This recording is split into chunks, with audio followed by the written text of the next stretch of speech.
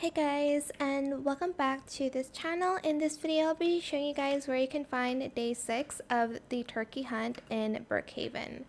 So it is on the yacht. The quickest way to go there is if you just teleport there. So go to the houses here and select the binocular, and I'm just going to go here. Oops, it's getting dark. To the lake house. And to the lake house, press go.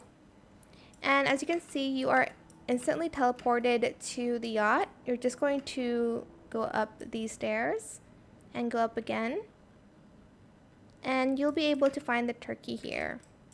And that is it. I hope it was helpful for you guys. Don't forget to like, comment, share, and also subscribe to this channel if you haven't done that already. If you have any more questions about this video, just leave it in the comment section down below. I will try my best to answer them all for you guys. And if you found this video helpful, please click the thanks button as well. That is it. Thank you so much for watching. Bye!